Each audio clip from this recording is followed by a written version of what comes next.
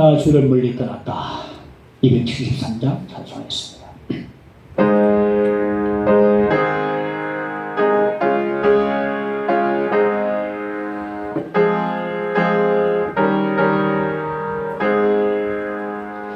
나 주를 멀리 떠났다. 이제 옵니다.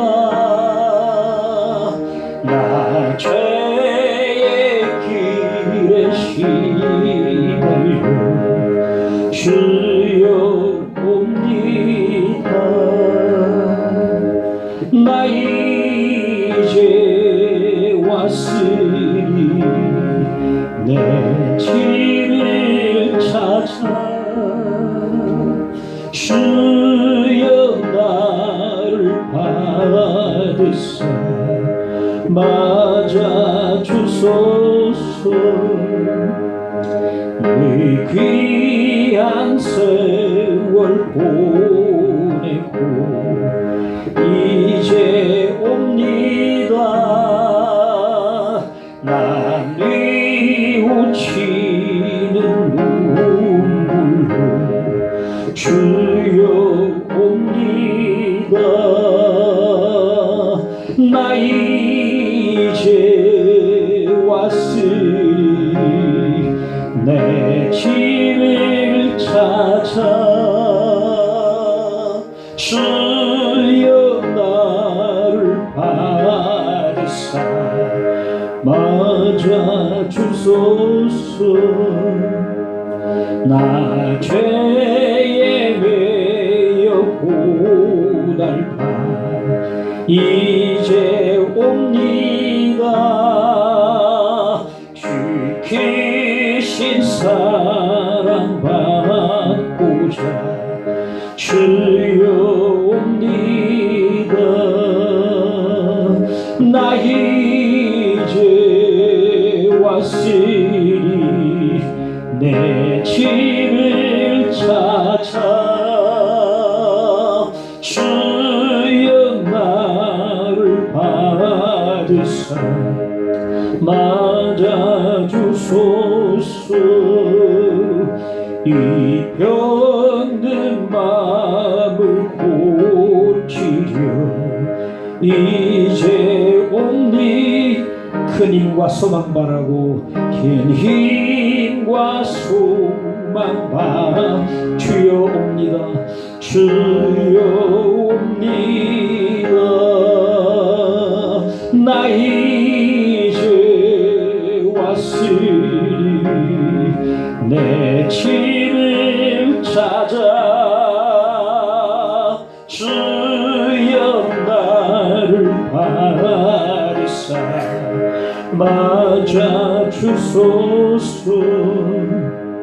나 바랄 것이 무언가 우리 주 예수 날 위해 죽임 당하시 믿고 옵니다. 나 이제 왔으니 내 집을 찾아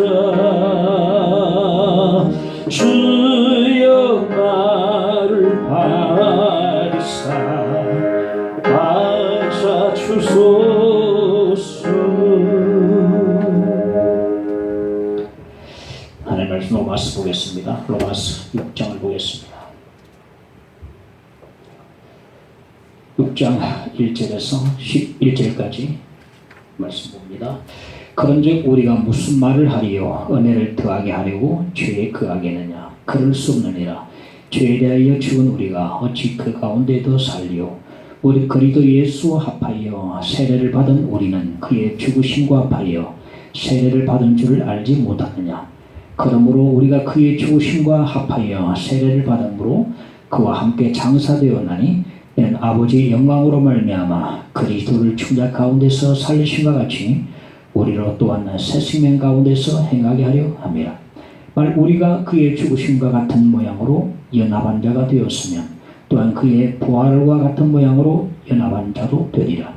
우리가 알거니와 우리 옛사람이 예수와 함께 십자가에 못 박힌 것은 죄의 몸에 죽어 다시는 우리가 죄에게 종노릇하지 아니하려 함이니 이는 죽은 자가 죄에서 벗어나 의롭다 하심을 얻었습니다. 만일 우리가 그리스도와 함께 죽었으면 또한 그와 함께 살 줄을 믿노니 이는 그리스도께서 죽은 자 가운데서 살아나셨음에 다시 죽지 아니하시고 사망에 다시 그를 주장하지 못할 줄을 알미로라. 그가 죽으심은 죄에 대하여 단번에 죽으시며 그가 살아계심은 하나님께 대하여 살아계심이니 이와 같이 너희도 너희 자신을 죄에 대하여는 죽은 자요 그리스도 예수 안에서 하나님께 대하여는 살아있는 자로 여길지어다. 아멘. 내가 그리스도와 함께 찬양합시다.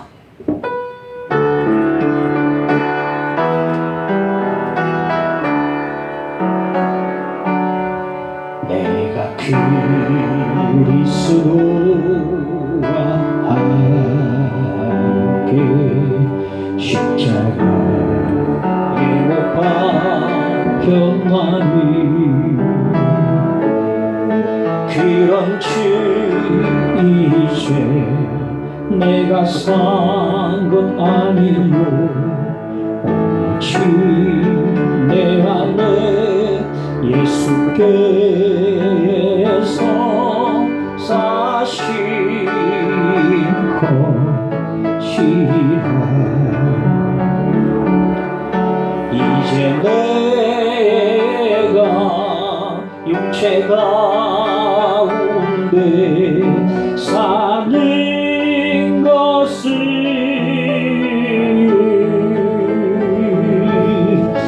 나를 사랑하사 자기 몸 버리신 예수와 위에 산 내가 그리스도와 함께 내가 그리스도와 함께 십자가에 못 박혔나니 그런즉 이제 내가 산 것 아니고 오직 내 안에 예수께서 사신 것이라. 이제 내가 육체 가운데 사는 것을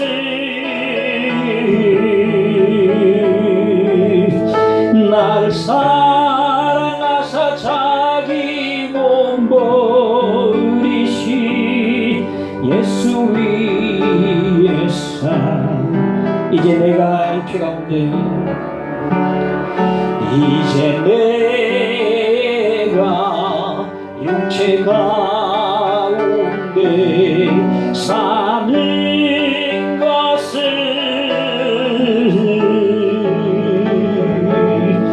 나를 사랑하사 자기 몸 버리신 예수 위에 산 것이라.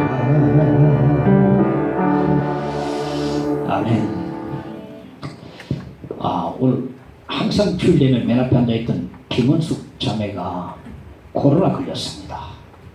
나 코로나가 지나갈 줄 알았는데 마스크를 벗자마자 바로 걸렸어요.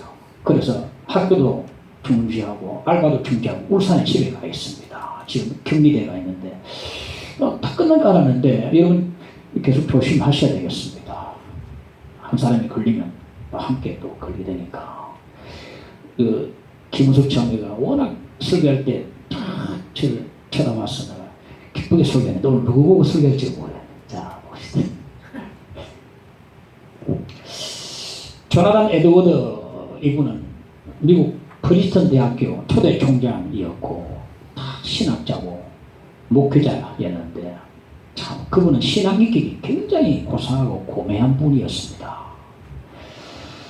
그런데 이분이 기도할 때마다 하나님 나는 가장 사악한 자입니다. 죄인 중에 내가 사악한 죄이다 하면서 자기 속에 있는 죄를 가지고 기도하고 막 갈등을 했던 분이 바로 그분이었습니다.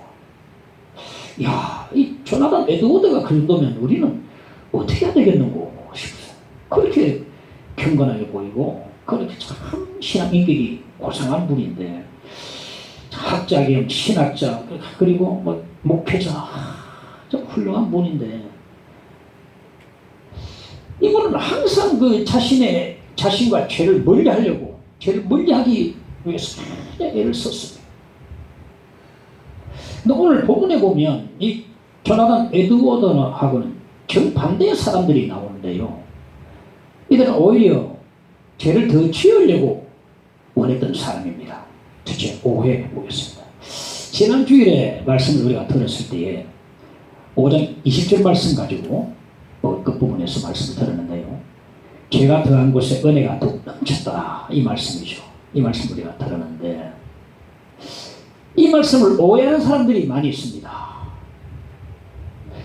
죄가 더한 곳에 은혜가 넘치니까 죄를 지어도 되겠네. 그러면 은혜가 더 넘칠 게 아닌가. 오해할 수가 있거든요. 그런데 더 나가서 악용하는 사람도 있습니다. 죄짓는 거에 대해서 이제 고민할 필요가 없다. 죄가 더한 곳에 은혜가 넘친다고 하니까 더 큰 은혜 받기 위해서 더 죄를 짓자. 이렇게 악용하는 사람도 있습니다.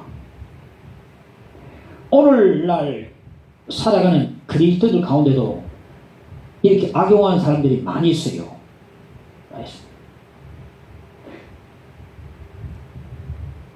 죄 짓고 뭐 회개하면 그만이지 뭐. 죄 짓고 회개하면 안 되나? 그러면 더 큰 은혜를 받는데 이러면서 죄 짓는데 거침없이 막 죄를 짓는 사람도 있습니다. 회개하면 은혜 더 크게 넘치는데 악용하는 사람. 이런 마음을 아마 부모님도 있을 합니다. 회개하면 되지 뭐. 그럼 더 은혜 많이 주시던데. 그럼 뭐랍니까? 1절에 보니까 그런즉 우리가 무슨 말을 하리요? 은혜를 더하게 하려고 죄에 거하겠느냐? 거한다는 말은요. 거한다는 말은 가끔씩 죄를 짓는 게 아니고 텐트를 친다. 텐트를 쳐서 산다 이 말이에요.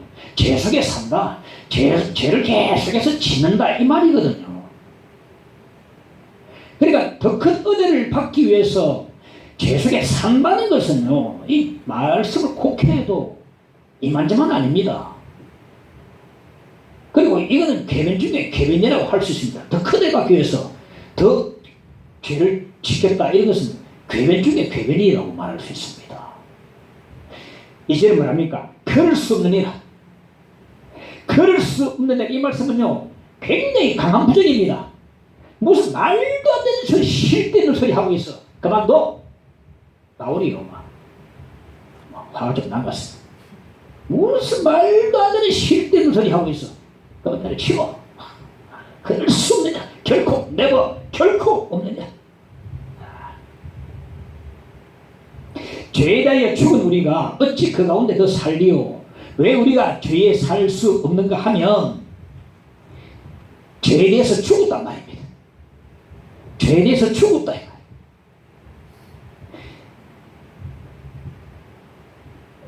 우리 가운데 보면 죄에 대해서 죽어버리고 애를 쓰고 노력하는 사람도 들어있음을 볼 수 있습니다. 어떻게 하면 죄를 좀 죽여볼 수 있을까? 죽일 수 있을까 싶어서 특히 성자 그룹에 들어가는 사람들은 기록 역사를 보면 루트도 그렇잖아요. 루트도요. 루트도 보면 계단 기 올라가면서 죄를 없애보려고 막 애를 쓰다가 의인은 믿음으로 살려라 이 말씀이 깨져가지고 종교개혁을 일으키지 않습니까?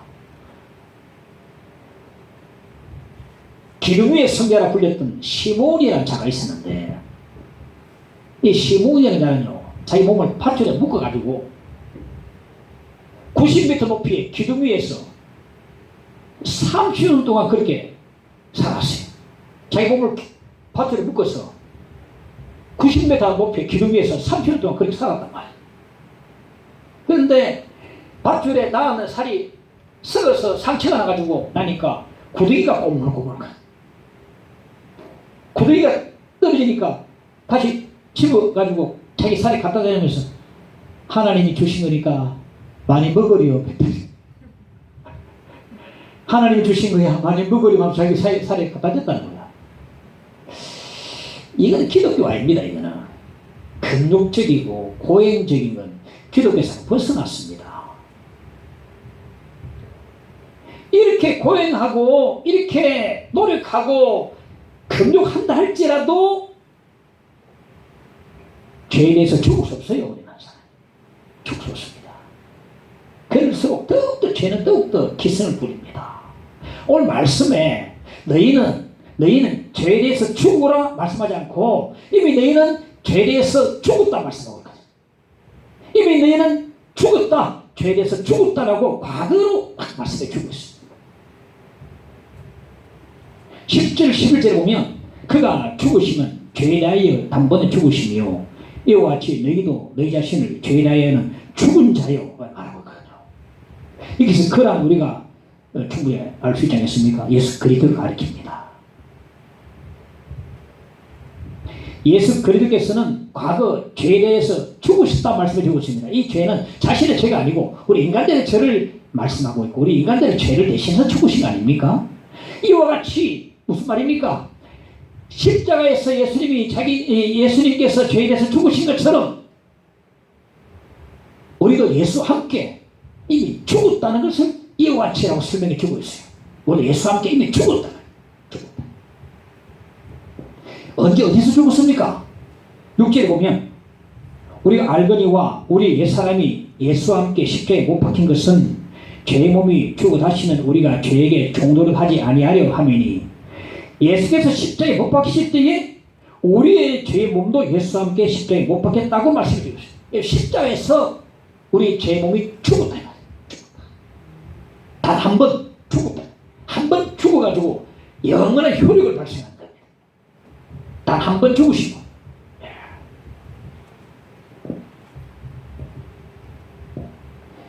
오늘 우리가 찬양을 했습니다. 갈라디아서 2장 10절 말씀을 가지고 찬양을 작사한 것 같은데요.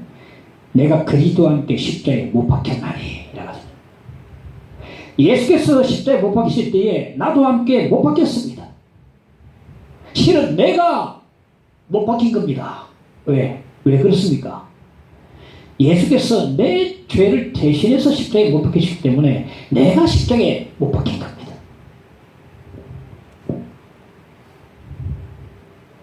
우리가 죄에 대해서 죽어보려고 어떻게 하면 좀 죄를 죽일 수 있겠는가 하면서 발부둥치고 애쓸 필요가 없고 하지 마십시오. 다 헛소입니다. 잘못된 기독교로 나갈 수 있습니다. 기독교는 근육주의적이지 않습니다.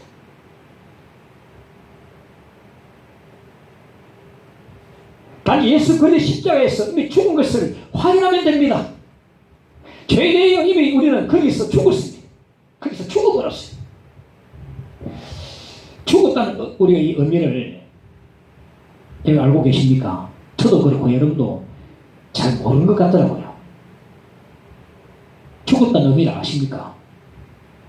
지체는 말이 없어요. 지체를 보고 짝대기로 막 때리고 쑤셔도 지체는 반응이 없어요. 우리 얼마나 반응 잘합니까? 하는지. 죽었다 했는데 안 죽었어요. 우리가. 저 같은 경우는요, 저는 어리숙하게 가서 남에게 좀 많이 당하는 편입니다.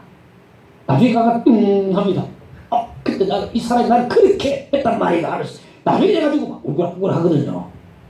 아마 내가 좀 만만하게 보이는 거예요. 왜냐면 저 사람은 막 좀 속여도 막 해도 막 다쳐도 막 뒤통수 때려도 괜찮다 싶은 거예요. 나를 모르고 말. 저는 거기에서 갑자기 누구로부터 뒤통수 딱 맞으면요, 딱 집에 와서 생각, 야, 이 사람 봐라.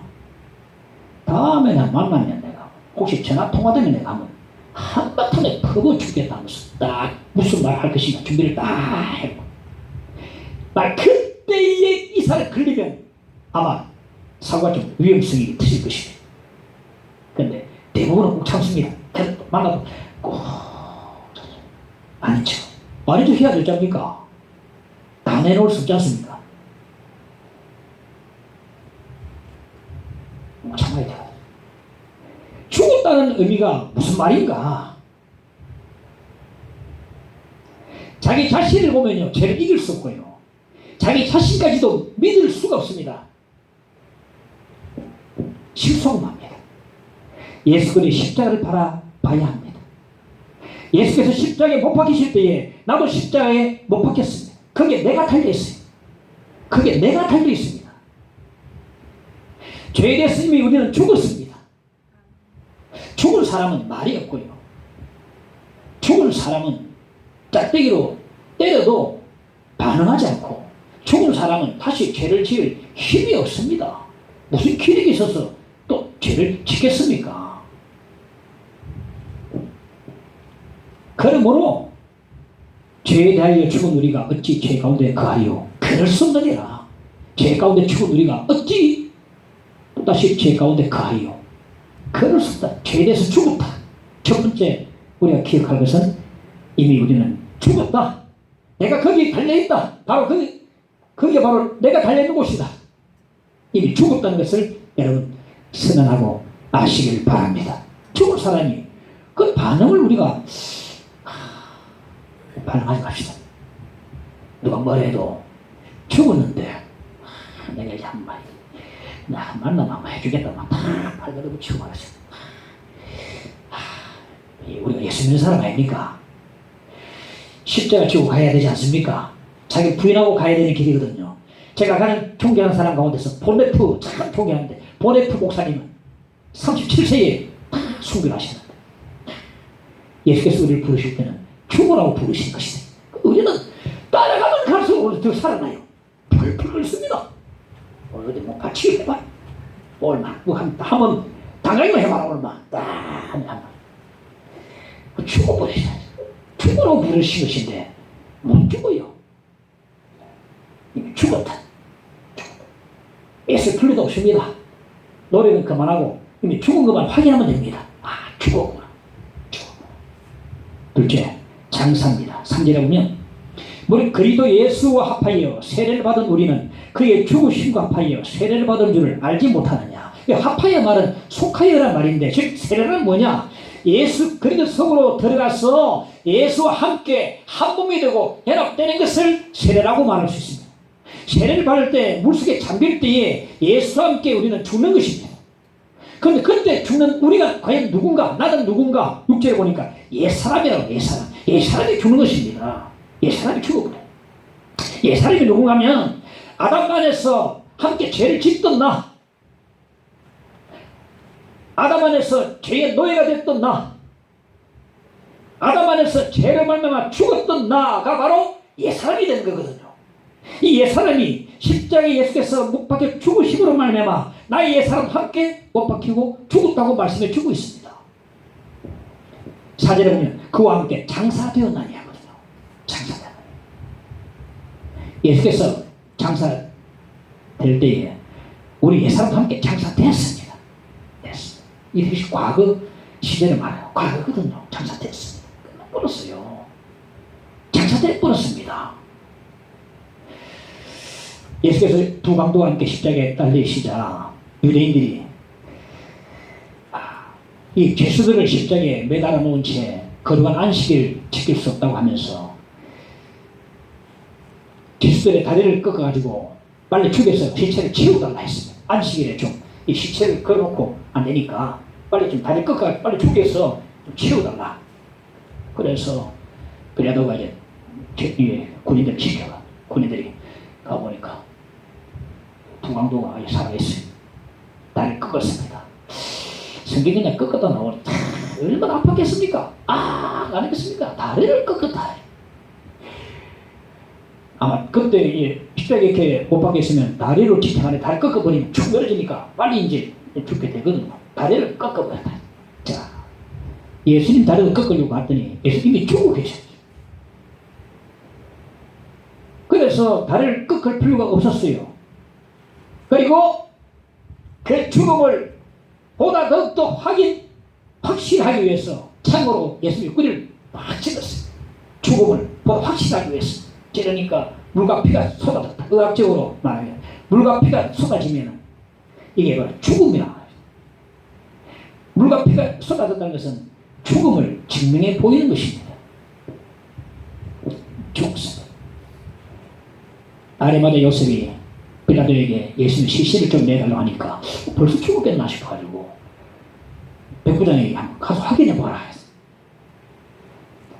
그래서 백부장은 뭐 이런 일에 워낙 막 잘하니까 죽었습니다 보고 하니까 재차 확인하고 난 뒤에 장사하도록 예수님 시신을 내주었어요. 그러니까 아리마다 요셉이 예수님 시신을 세포를 싸서 자기 세무덤에 장사를 지냈습니다.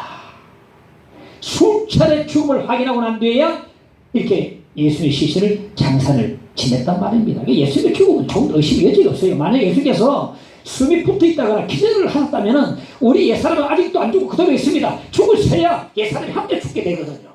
장사 지내가 되어야 우리 함께 죽지. 그대로 아직 숨이 붙어 있으면 우리 아직 안 죽고 반쯤 죽어가지고 아직까지 있습니다. 우리가 옛사람이 완전히 죽은 것은 예수께서 확실하게 죽으셨기 때문에 우리가 옛사람이 완전히 죽어버릴 수가. 우리가 그와 함께 장사되었나니 예수 완전히 죽으셨습니다. 예수와 함께 우리도 옛사람이 완전히 죽었어요. 예수님의 시신을 장사 지냈습니다. 예수님과 함께 우리 옛사람도 함께 장사를 지냈습니다.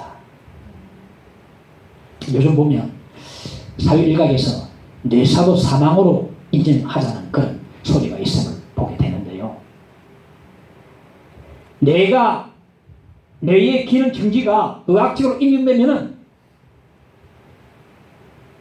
심장이 좀 뛰어도 급파가 계속 펄떡거려도 사망으로 인정하자는 겁니다. 무슨 말입니다.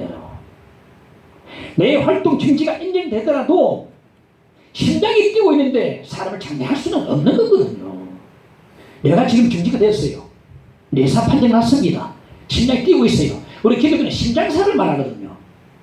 심장이 뛰고 있습니다. 그런데 장례를 치른단 말입니까? 뇌사를 사망으로 인정하자 이렇게 말하고 있는데 당관에서 제가 한 예를 보니까 관에 들어가가지고 이제 들어가는 사람이 튀어나가지고 모든 사람이 자기 이렇게 놀라는 경우가 있더라고요. 튀어나가지고 그럴 수 있습니다. 여러분 간혹 얼마나 놀랐겠습니까? 갑자기 뭐가 없어요.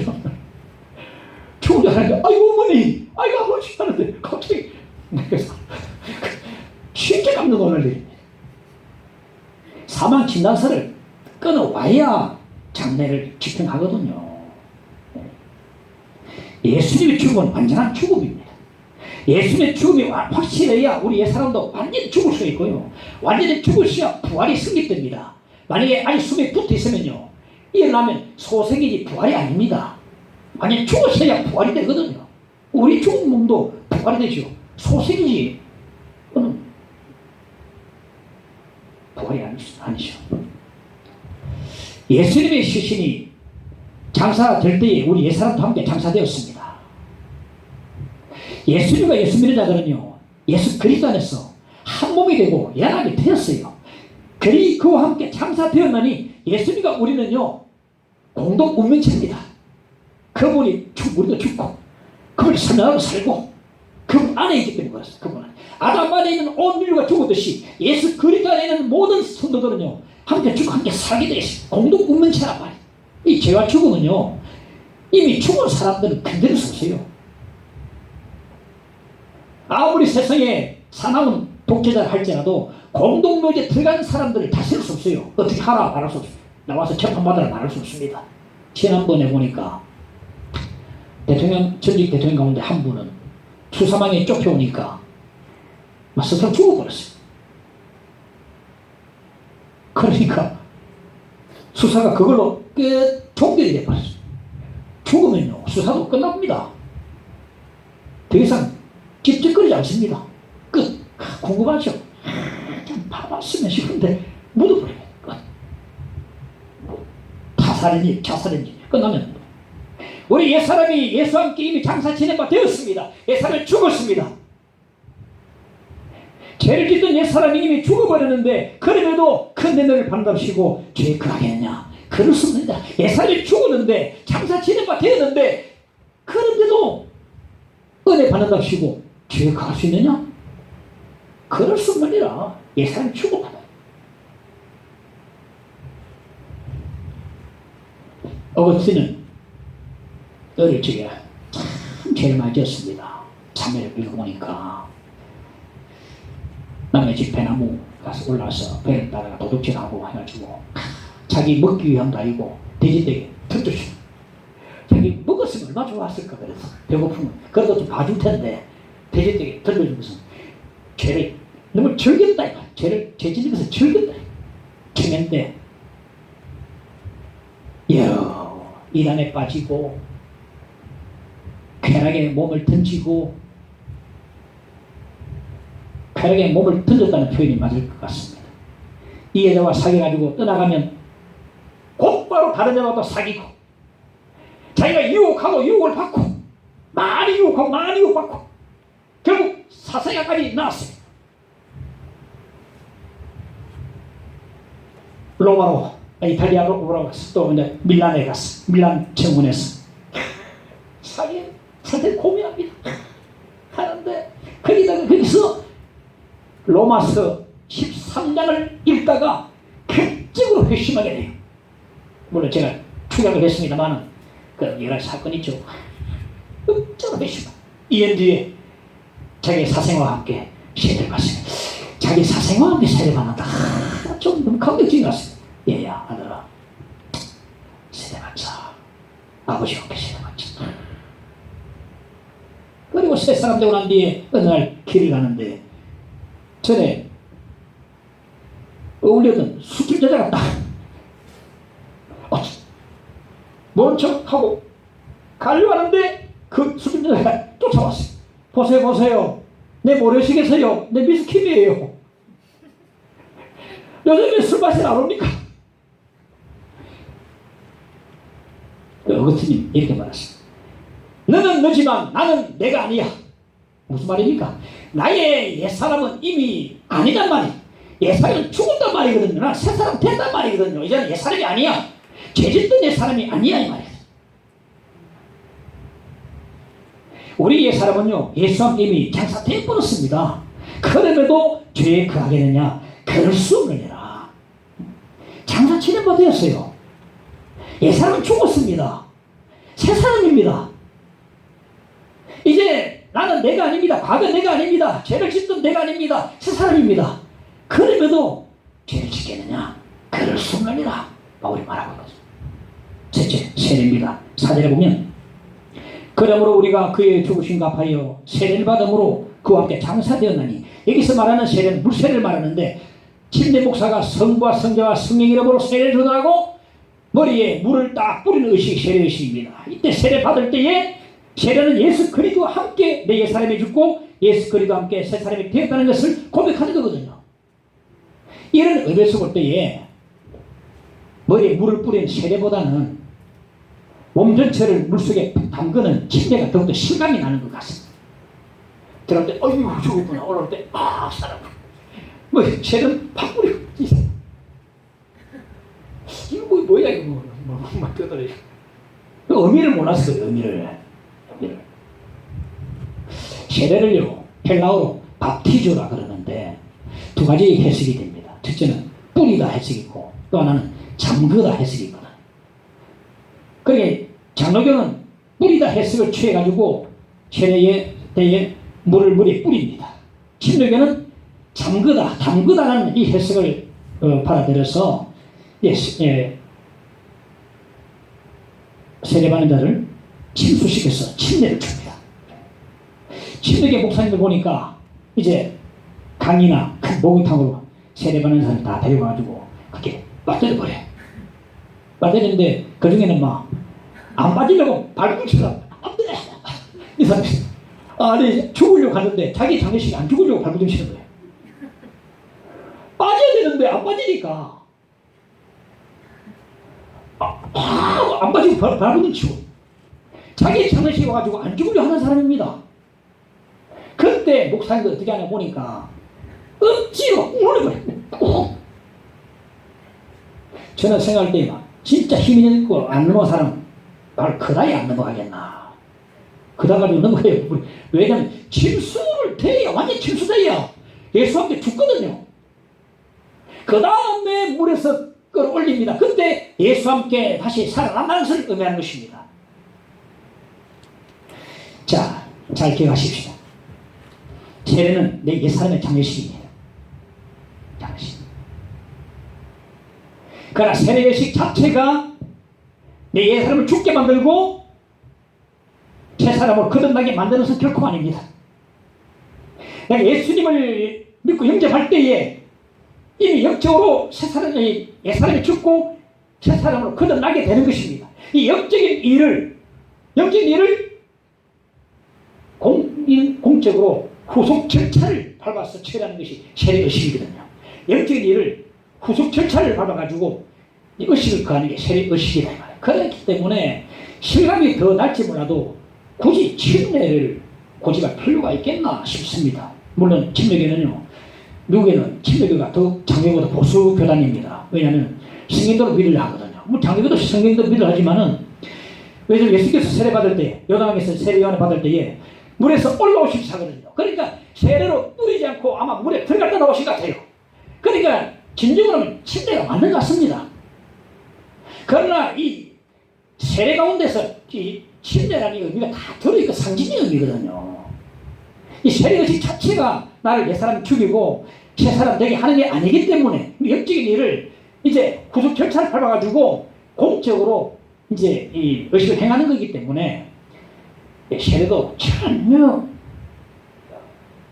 약화되지 않습니다. 그래서 꼭 침례를 고집할 필요는 없다고 봅니다. 베드로 사도가 고넬료 집에 가서 말씀을 전하는데 이 고넬료가 가족은 물론이고 친척, 친구들까지 다 모아놓고 백부장이 얼마나 잘 살겠습니까? 다 지금 다 모아놓고 기다리고 있어요. 아, 사람들 설교할 때 이렇게 있으면 참 설교할 만 나을 것 같습니다. 베드로가 열심히 설교하는데 그때에 성령이 거기 있는 모든 사람에게 내려왔습니다. 그러니까 베드로가 이렇게 말했습니다. 사도행전 10장 47절에 보니까 이에 베드로가 이르되 이 사람들이 우리와 같이 성령을 받았으니 누가 능히 물로 세례 베품을 금하여. 그곳에 모이던 사람이 물 세례 받기 전에 이미 베드로 사도의 말씀 듣고 예수를 믿고 성령을 받았습니다. 믿음과 성령 세례가 먼저고 그 다음에 따르는 것이 물 세례였어요. 그러니까 물 세례는 하나의 후속 절차라고 할 수 있습니다. 후속 절차가. 이미 예수 믿고 성령 받았어요. 그런 사람들이 물세례를 받는 것입니다. 그러므로 우리가 침례를 고집할 필요도 없다. 물세례 받음으로 우리가 옛사람 죽고 새사람 거듭나는 게 아니다. 영적인 일을 겉으로 공적으로 행하는 의식일 뿐이다 라고 말할 수 있습니다. 지난번에 제가 세례를 줬을 때에 문답하기 위해서 이렇게 세웠습니다. 문답 마치면 이제 세례 주기 위해서 앉혀야 되는데 깜빡하고서 그대로 제가 세례를 베풀었어요. 성부와 성자와 성령의 이름으로 하는데 내가 깜빡했구나. 앉혀야 되는데 그럼 우리가 너무 높아요. 성부와 성자와 성령의 이름으로 앉으시기 바랍니다. 이렇게 할 수 없지 않습니까? 성부와 성자와 성령의 이름으로 하는데 그때 딱 생각나는 거예요. 그대로 세례를 베풀었어요. 그 사람이 내보다 좀 키가 좀 더 컸던지 손 위로 붙였어요. 우리 딸들이 이 세례를 이름 붙이기를 덩크세례. 아마 덩크세례 준 사람 내밖에 없을 것 같아요. 덩크세례를 준 적이 있습니다. 자들의 세례를 받음으로 그와 함께 창사되었나니 말합니다. 이미 우리는 세례를 받았습니다. 그리고 앞으로 세례를 받을 사람들입니다. 세례는 내 옛사람의 장례식임을 잊지 말아야 합니다. 세례는 내 옛사람을 장례하는 것입니다. 그런데도 보면 세례 받았음에도 새 사람 되게 세상을 해야 됨에도 불구하고 죽은 옛 사람이 다시 살아나가지고 다시 죄짓고 다시 화를 뭐같이 쏟아내고 또 휘청거리고 이거 왜 이랬습니까 여러분? 죄는 나의 옛사람의 장례식인데 이거 장례식이 의미 아십니까? 장례식 치르고 난 뒤에 또다시 옛사람이 살아나가지고 다시 죄짓고 거짓말하고 또 막 딱 쏟아내고 왜 이렇습니까 여러분? 한번 물어봅시다. 왜 이렇습니까? 분명한 한 가지는 믿음이 약하기 때문이고 그 분명한 사실이고 또 하나는 세례의 참된 의미를 모르기 때문이다. 세례는 내 옛사람의 장례식인데 이걸 모른다는 것입니다. 이거 모르고 있기 때문에 장례 치르는데 옛사람이 다시 꿈틀고 일어나가지고 또다시 옛사람이 하는 걸 똑같이 하고 있거든요. 오늘 말씀 여러분 꼭 기억하시기 바랍니다. 세례는 나의 장례식이다. 옛사람의 장례식입니다. 지난번 교회에서 한 자매님이 목사님 지난번에 내가 세례 받긴 받았는데 그때 아무것도 모르고 받았는데 이번에 새로 좀 한 번 더 받았으면 좋겠습니다 해서 그 자매님에게 2번 세례를 준 적이 있습니다. 이렇게 기억하십시오. 세례는 내 옛 사람의 장례식이다. 그리고 세례 받을 때에 내 머리에 물이 뿌려질 때에 물이 뚝뚝뚝 흘러내릴 때에 내 장례식을 지금 거행하고 있구나 이렇게 생각하셔야 됩니다. 물이 뚝뚝 떨어질 때 내 장례식을 지금 하고 있구나. 세례 의미를 잘 알아야 됩니다. 세례 의미를 잘 알아야 됩니다. 옛 사람이 죽고 새 사람이 되는 게 이 세례고 장례식이시다. 이미 장례를 치른 자가 죄에 거하게 되냐 그럴 수 없느니라 바울이 말하고 있거든요. 빨리 네 번째 여기를 지어라. 11절에 보면 이와 같이 너희도 너희 자신을 죄에 대하여는 죽은 자요 그래도 예선에서 하나님께 대하여는 살아있는 자로 여길지어다. 여기다 이 말은요 회계사들이 전문적으로 쓰는 용어가 되겠습니다. 여길지어다. 여긴다는 말은 회계사들이 전문적으로 사용하는 용어입니다. 예를 들어서 나의 아주 먼 친척 가운데 한 사람이 죽으면서 가족들도 없어가지고 내 이름으로 100억을 예치를 해놓고 죽었다 합시다. 100억 예치 그 사실 통보를 받습니다. 100억 예치가 됐습니다. 어떻게 반응하겠습니까? 요즘 참 믿음이 믿을 수 없는 세계가 되어가지고 아마 다들 일처럼 반응할 것 같습니다. 그분은 나 먼 친척이고 한 번도 만난 적이 없고 통화해본 적이 없는데 그 예치음을 난 믿을 수 없어. 그럴 리가 없어. 그럴 리 없어. 네? 잘못됐을 거야. 이거 잘못 건지면 큰일 난다. 이 위험해. 이 확인할 필요도 없어. 이거 건드리면 잘못하면 큰일 나. 우리 계좌에 때로는 이처럼 잘못된 거 오지 않습니까? 다시 없으면 큰일 납니다. 그거 진짜 자기 돈 아닙니다. 그거. 이거 위험하다. 내게 아니야. 확인해 볼 필요 없어. 딱 그렇게 하면은 그 100억이 절대 내 것이 안 되죠. 그런데 궁금하지 않습니까? 은행에 가서 정말 100억이 내 이름으로 예치가 됐는지 확인해보고 사실을 분명히 확인해보고 파악해보고 맞으면 그걸 찾을 때에 그 100억이 내 것이 되거든요. 이걸 여기다 말이 이런 말이 여기다 말이 이런 의미가 있어. 여긴다. 내 돈으로 여긴단 말이야. 여긴다. 여기를 지어라 이 말은요 없는 것을 있는 것처럼 여기란 말이 아니고 분명한 사실을 믿음으로 받아들이라 이 말이 여기다 이 것입니다. 분명한 사실을 믿음으로 받아들이라. 즉 다시 말해서 나는 나 자신은 죄에 대하여는 죽은 자요 하나님께 대하여는 산 자로 믿고 받아들이는 것을 말하는 것입니다. 이게 바로 여긴다는 뜻이 있습니다. 여긴다. 믿는 것보다 더 강력합니다. 여긴다는 말이. 여긴다. 믿음으로 받아들이는 것이 여긴다 이 말이다. 지난주에 저는 니체에 대한 책을 하나 읽었습니다. 니체는요 이백제 목사님 집안이에요. 할아버지도 목사님, 아버지도 목사님. 꼭 저처럼 우리 자녀들처럼 목사 아들래. 시작되었습니다. 그런데 역사상 가장 반기독교적인 사상가가 바로 니체입니다. 가장 반기독교적인 사상가 니체다. 니힐리즘, 즉 허무주의, 실존주의 철학자, 허무주의의 대표주자, 대부라고 말했습니다. 허무주의하면 니체입니다.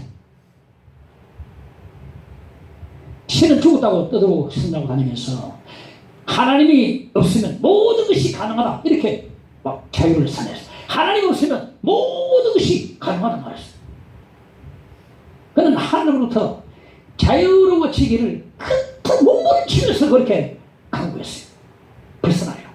교회 오니까 답답하고 설교 답답하고 얘기 하나님이 답답하고 할아버지 목사고 아버지 목사지만은 막 뛰어나가는 것이 자유인 줄 알고 벗어나려고 그렇게 구분을 치고 했는데 결국 그는요 정신병원에 들락날락했던 미친 자가 됐어요. 아무도 못 알아보고 아무도 못 알아본 채 광인이 돼가지고 쓸쓸하게 그렇게 죽어갔습니다.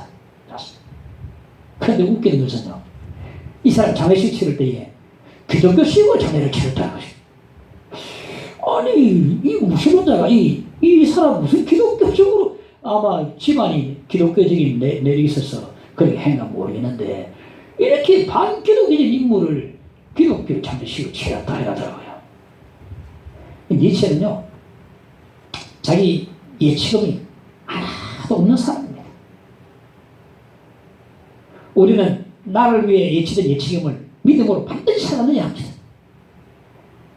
이 백역보다 더욱더 큰 귀한 예치금이 우리 예치금이 뭐냐 하면은 죄의 나이는 죽은 자요 하나님께 대하는 산자. 이것이 바로 하나님이 우리를 위해서 예비해 놓으신 예치해 놓으신 예치금이 되는 것입니다. 죄에 대해서는 죽은 자요 하나님께 대해서는 산자. 이것이 바로 하나님이 우리를 위해서 예치해 두신 예치금이 되는 것입니다. 우리는 죄에 대해서 죽은 자입니다. 죄에 갈 수 있느냐? 그럴 수 있느냐? 우리는 하나님께 대해서는 산자입니다. 이 사실 믿음으로 받아들일 때에 이제부터 새 생명 가운데서 행할 수가 있는 것입니다. 우리는 예수와 함께 죽고 예수와 함께 살아났습니다. 새 사람 되었습니다. 이제 새 생활을 할 수 있습니다. 이거야말로 백역보다 더 큰 예치금이 아니겠습니까? 이 사실 믿음으로 받아들이는 것이 여기다는 뜻입니다. 여기다. 이 사실 믿음으로 그대로 받아들이는 것입니다. 내가 죄에 대해서는 죽은 자요 하나님께 대해서는 산 자로 그대로 믿고 받아들이는 것이 여기다는 그 의미가 되는 것입니다. 오늘 본문은 우리에게 명령합니다. 여기를 지어라. 나 자신을 죄에 대해서는 죽은 자요 하나님께 대해서는 산자로 여기시기를 바랍니다. 그럴 때 더 이상 죄에 종노하지 않을 수 있고 새 사람이 되어서 새로운 생활을 이제 할 수가 있게 되는 것입니다. 어느 왕이 길을 가다가 거지 소년을 봤는데 너무나 마음에 들어서 궁궐로 데리고 왔습니다. 너는 이제 거지가 아니야, 내 아들이야 선포했습니다. 왕이 선포하는 그 순간부터 옛 거지가 아니고 이제 왕의 아들로 새롭게 태어났습니다. 그러니까 저녁이 되는데 밖에 나가려고 하는 거예요. 왕자님 밤인데 지금 어디 나가십니까? 내 원래 거지였는데 다리 밑에 자려고 내가 나간다. 왕자님 이제 옛날 거지가 아닙니다. 이제 그 더러운 곳에서 죽으실 필요가 없습니다. 식초가 다 지금 다 준비되어 있습니다. 이제 그 더러운 곳에 가실 필요 없습니다. 이미 왕의 아들이 되었음에도 불구하고 다시 거지로 돌아가려고 하는 것입니다. 이것이 바로 우리의 모습이 아닌지 모르겠어요. 이미 새 사람이 되었습니다. 그런데 아직까지 옛 사람으로 돌아가려고 하는 것입니다. 우리 바로 우리 모습이 이럴 수 있는 거예요. 우리는 죄에 대해서는 죽은 자요 하나님께 대해서는 산 자인 것입니다. 그리고 더 이상 옛 사람으로 돌아가서 안 됩니다. 옛 사람의 그 더러운 행실을 해서는 안 됩니다. 그래도 불구하고 오래 나약한 사람들이지라 죄의 유혹을 받으면 또 쉽게 넘어갈 수 있습니다. 그런데 어떻게 됩니까? 자, 말씀 정리합시다. 나는 죄에 대해서 이미 죽었다. 나는 죄에 대해서 이미 죽은 자다. 이미 여러분 이 사실을 기억하시고 예수께서 죽으시고 장사되신 것처럼 우리 옛사람도 예수와 함께 죽고 예수와 함께 장사됐음을 여러분 기억하시고 믿으시길 바랍니다. 그 사실 어떻게 우리가 알 수 있습니까? 세례를 보세요. 세례. 내가 받은 세례를 보세요. 세례가 바로 그 의미입니다. 내 그때 세례가 그런 의미였구나. 세례가 뭡니까? 내 옛사람 예수와 함께 죽고 예수와 함께 새 사람이 살아나는 것을 말하거든요. 죽고 사는 것이 세례입니다. 이 세례의 의미를 여러분 깨달으면은 내가 옛사람이 죽고 새 사람으로 살아나는 사실을 여러분 믿음으로 받아들일 수가 있을 것입니다. 세례가 바로 그런 의미가 있는 것입니다. 세례를 다 받지 않습니까? 세례 바로 그런 의미가 있습니다. 그러므로 다시는 옛사람으로 돌아가지 말고 다시는 옛사람의 그 더러운 행세에 빠지지 말고 왜 내 죄가 죽었는데 왜 내 옛사람이 장사되어지는데 그 세례가 바로 내 옛사람의 장례식인데 했음에도 불구하고 다시 또 옛날로 돌아가려고 하는 것인가? 그럴 수 없느니라. 죄에 그럴 수 있느냐? 결코 그럴 수 없느냐? 나 약한데 오늘 말씀을 여러분 기억하시면 이길 수가 있습니다. 내가 세례 받으셨죠? 세례 의미가 바로 그런 의미가 있습니다. 옛사람이 죽고 내가 예수 함께 새 사람이 살아났구나. 이제는 새 생명 가운데 행하고 새 사람에 대해서 새 생활로 나가야 되겠구나. 이제는 내가 죄에 대해서는 죽은 자요 하나님께 대해서는 살대로 여기고 새 사람으로 행해야 되겠구나. 이런 마음이 우리 가운데 꼬들꼬들 올라와야 되는 것입니다. 죄에 거하겠느냐? 결코 그럴 수 없느냐. 죄에 대하여 죽은 우리가 어찌 그 가운데도 살리요. 오늘 말씀해 주고 있습니다. 할렐루야. 찬송가 284장 부릅시다. 오랫동안 모든 죄 가운데 빠져 더럽기가 한량없던 우리들. 284장.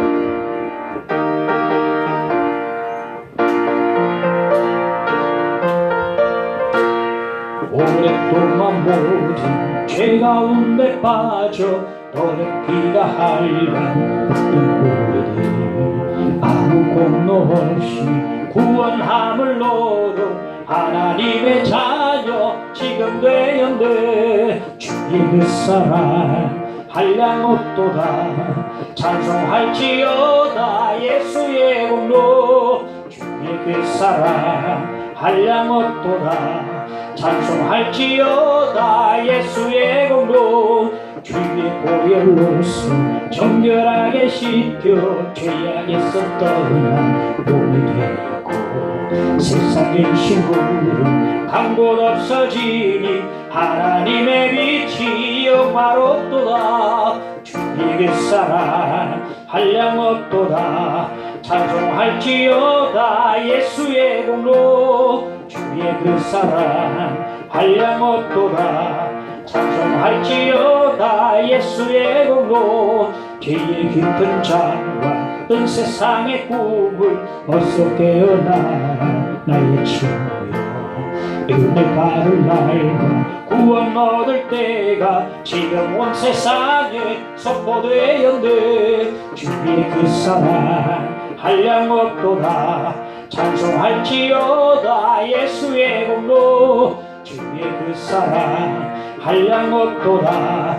찬송할지어다. 잊지 마시고 오랫동안 죄 가운데 빠져 더럽기가 한량없던 우리들 아무 공로 없이 구원함을 너도 하나님의 자녀 지금 되었네. 주의 그 사랑 한량없도다. 찬송할지어다 예수의 공로. 주의 그 사랑 한량없도다. 찬송할지어다 예수의 공로. 우리 함께 말씀을 기억하면서 함께 기도하십시다. 주여 기도를 드립니다. 감사합니다. 말씀을 기억하면서 하나님 다시 사람으로 돌아가지 않도록 꼭 도와주시고 죄에 대해서 죽고 이제 장사 지는 바 되고 내 장례식을 거행했음을 기억하고서 이제 새 사람 되어서 새로운 삶으로 살아가도록 주여 은혜 주시고 인도해 주시기를 간절히 빌고 원합니다. 주여 함께하옵소서. 감사합니다. 이제는 새로운 생활을 새로운 삶을 살도록 주여 역사해 주시고 이끌어 주시옵소서. 깨닫게 하여 주옵소서. 믿음을 주옵소서. 여길 치어라 받아들이게 하여 주옵소서. 믿음을 내주시기를 간절히 원합니다. 이제는 죄에 대해서는 죽은 자요 하나님께 대해서는 산 자로 여기면서 새 생활로 나가도록 역사해 주시기를 간절히 원합니다. 주여 함께 오소서. 믿습니다. 예수님 이름으로 믿사옵고 기도합나이다. 아멘.